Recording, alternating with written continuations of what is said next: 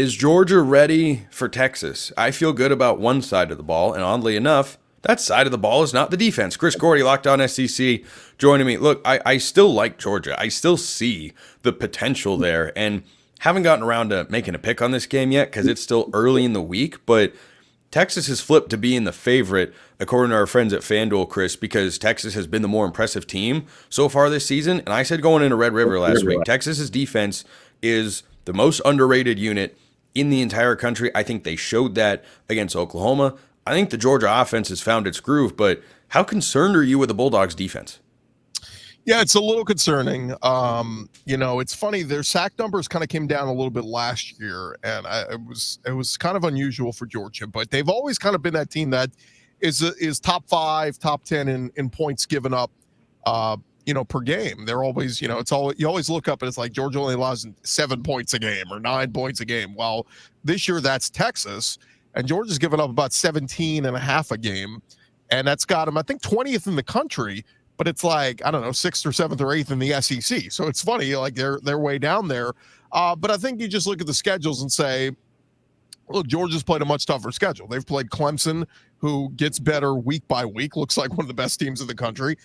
Then they had to go into the belly of the beast in Alabama, in Tuscaloosa on a Saturday night. And regardless of what's happened with Alabama since that game, that was a tough place to play. And so I think they've played some of the toughest, some tough opponents so far, whereas I think Texas hasn't really been tested yet. I mean, I want to give credit to this Texas defense. And yes, the numbers all say fantastic, but who have they really played? I mean, they beat Michigan in Michigan when Michigan was like, we don't even know who our quarterback is. We're trying to figure out everything. We lost 35 people to the draft. Like, it's, again, good win. Don't want to discredit it, but it's not like Michigan had a juggernaut of an offense.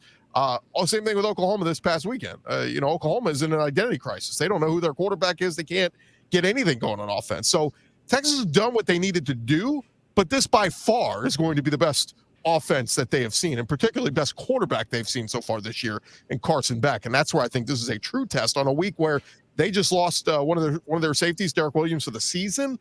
Like Texas, I'm a little worried for their secondary facing Carson Beck.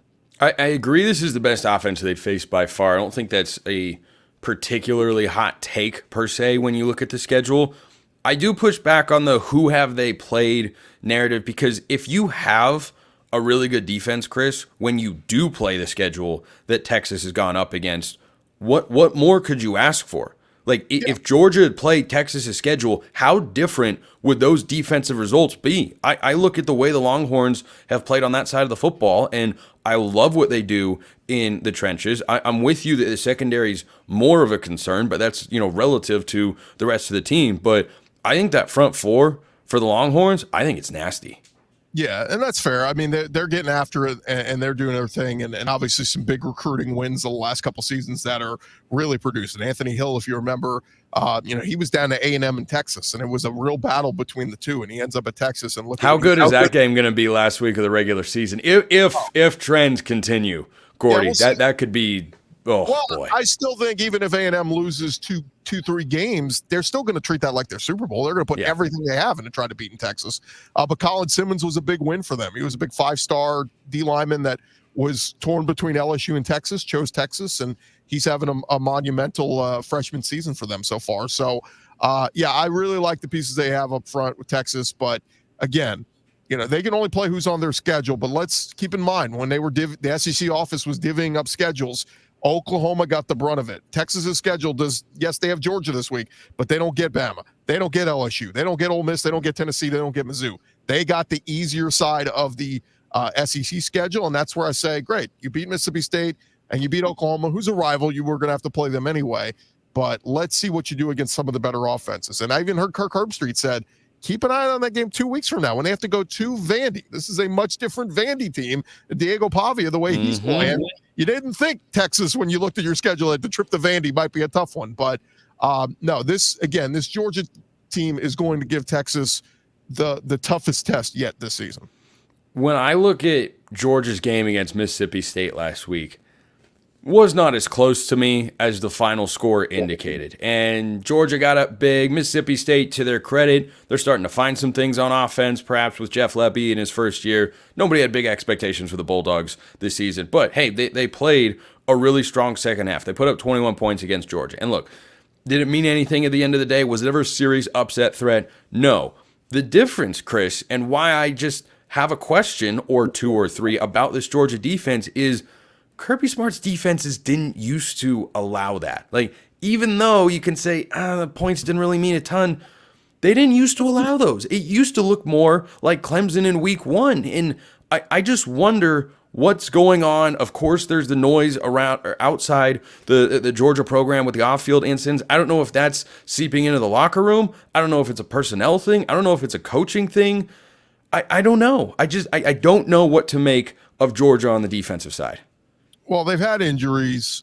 Michael Williams is a big force that has not been out there. He's been fighting injuries, and when they get him back out there, that's gonna be a difference maker. But I would counter and say also Texas's offense, I'm still a little bit concerned for. I thought Quinn Ewers was good, not great. Had the early interception, which I predicted he was going to have a pick against Oklahoma because he did it twice last year. Got that out of his system early, and it didn't cost him the game. But the run game is really, they're really missing Cedric Baxter. When he went down at the start of the season, I said, that's not great. I like Jaden Blue, but Blue's not been great running the football as of late. He had some fumbles a couple weeks ago. He only had, only averaged 3 yards a carry this past week. Trey Wisner emerged, and he had some really nice runs, and he was really, to me, the best player in the game offensively for Texas. But you got very fortunate with Silas Bolden running down a ball that was fumbled into the end zone, fell on it, recovered it for a touchdown. If Oklahoma falls on that, the game kind of shifts last week. So again, not trying to knock Texas's offense, but I'm just trying to make a point. It's not like they're clicking on all cylinders, scoring 55 points a game a week. Like, they still are not a complete product, and Quinn Ewers had to shake off the rust a little bit. Let's see what he does. Advantage at home. If this game was at Georgia, I'd be fully on board the Georgia bandwagon saying they're absolutely going to win this one. I think Texas has a lot going in their favor here, but I also think if they're not careful and they turn the ball over, that Georgia team is going to smell blood in the water, and they're going to come for that victory. I think the Bulldogs offense has been clicking ever since the second half of the Alabama game. I think they have found something, and that's understandable because they've had a lot of new pieces to work into the offense this year. For Carson Beck to figure out, hey, where am I looking on third down? Am I just reading the defense, or am I looking at this guy, or where's the chemistry, where's the timing? It looks to me, Chris, like Georgia is playing on that side of the ball in a way that doesn't make me question their ability to do enough to win this game in Austin. Yeah, I like their receivers. I like Aaron Smith, Dylan Bell, Dominic Lovett. They've all kind of emerged. Oscar Delp's a nice tight end option. I like their pass catching weapons. The big one to watch, though, is running back. Trevor Etienne's been okay so far, but they have been dinged up behind him. And Branson Robinson got hurt last week. We don't know the severity of the injury. Nate Frazier, the freshman, he's had some nice moments here and there. Obviously, week one against Clemson had a big run, but I kind of look at that as an example of, that we're so used to Georgia just handing the ball off 40 times and just crushing, running down people's throat, 220, 240 yards. And we haven't seen a lot of that from Georgia yet this year. Now, again, they've thrown it a lot more. Carson Beck, and he just had a career high in passing yards, 459 yards. So, again, if this is a game where they think they can just put the ball in the hands of Carson Beck and let him throw wild, then maybe that's what they got to do. But just keep an eye on that Georgia run game. If they cannot run it effectively against Texas, it may spell trouble. Chris Gordy, Locked On SEC. Chris, appreciate it. All right, thanks, Spencer. Appreciate everyone listening. I will see you next time, and until then, hope you have a most wonderful rest of your day.